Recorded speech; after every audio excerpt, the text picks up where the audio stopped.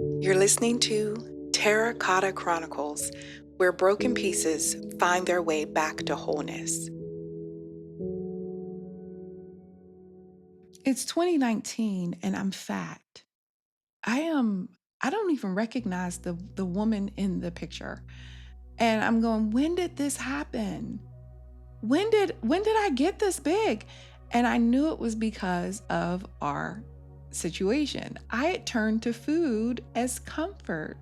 I had turned to just focusing on, the house and redoing this and redoing that. It was fun, but it wasn't it wasn't all that filling. And now I have a BMI that is through the roof and I got to fix this or die, right? So I started looking at ways to help heal myself.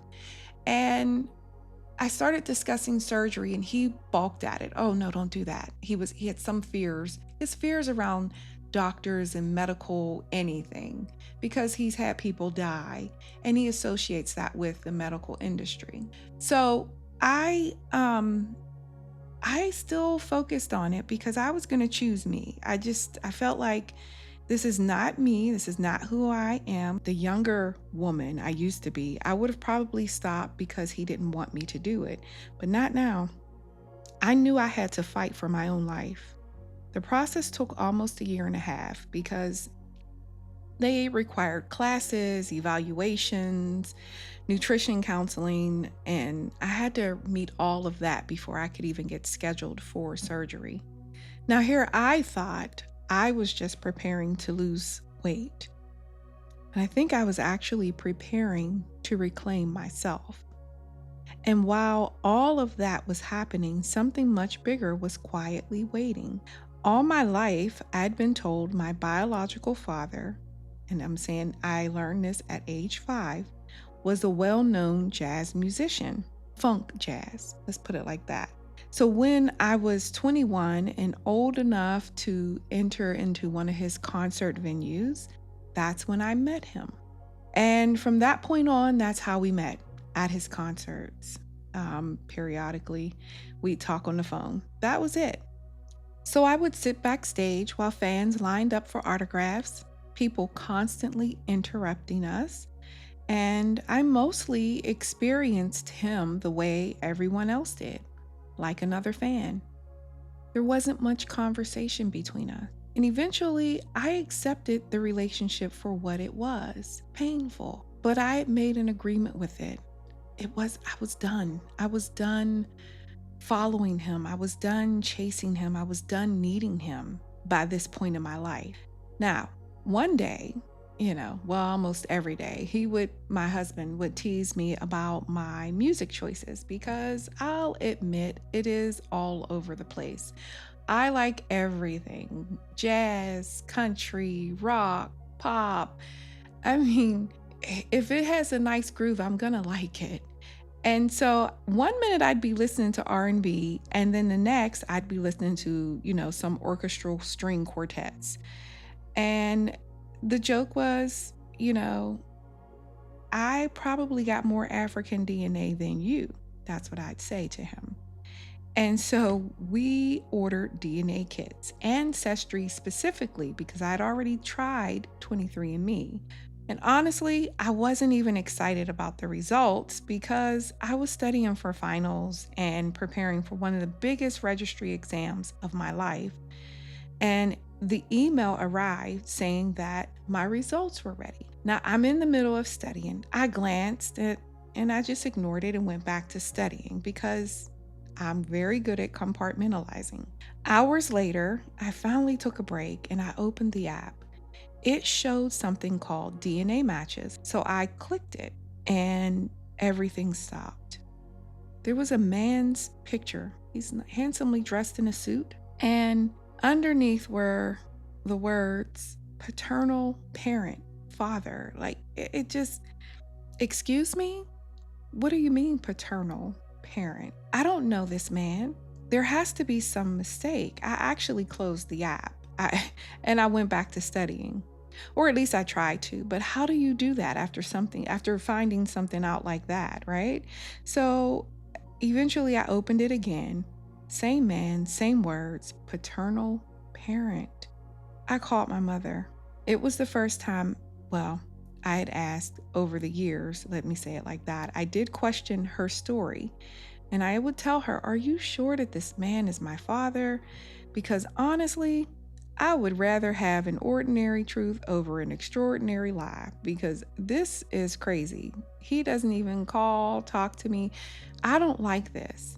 If my father were somebody who grew up in the neighborhood, I would much prefer that. And she insisted, "Oh, that DNA is wrong. Something's wrong." I mean, she held on to that. That's not right. That's not true. But it's DNA, I said. And she's like, "Well, something's wrong." And so now I'm sitting here wondering, okay, is ancestry wrong? Is my mother wrong? Or has my entire life been built on something that isn't true? I couldn't leave it alone. So I sent him a message. And I also noticed that there was another close relative of his listed as his nephew, my cousin. I messaged him too.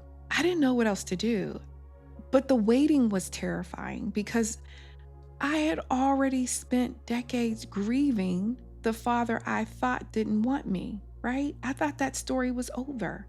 I had finally made peace with the rejection.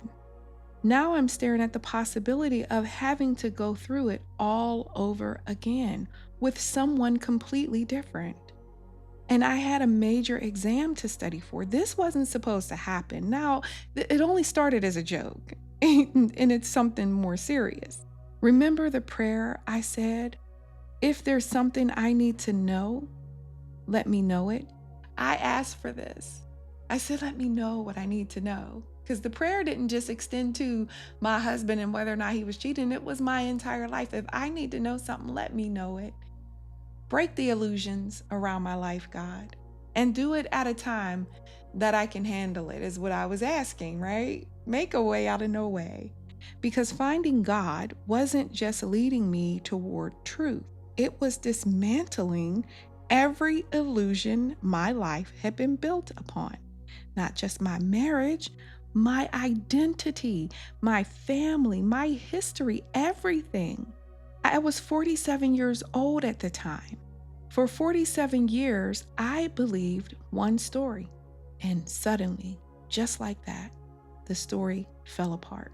The man I spent my life hoping would someday choose me was never my father. Meanwhile, my real family had been living down the road. I played near my grandmother's house. My grandmother and grandfather, they were both living at that time. I served in youth ministry across the street from where they lived. I went to school with cousins. I didn't even know they were my cousins. Some things deserve more space than a podcast episode can offer. So therefore, all of the details, like who that musician was, where I grew up, my name, all of that will be in the memoir. 24 hours later, after I sent those messages, my screen lit up with a new email. In one sentence, "Who is your mother?" You've been listening to Teracota Chronicles. And if something in my story resonated with you, if it mirrored your life, your questions, or your own awakening, I hope it reminds you you are not alone. I'm not here to perform or present a polished version of myself. What I'm offering is honesty. And if you choose to stay with me, this story is still unfolding. I'll return with the next part. Be open, be well, and be at peace until we meet again.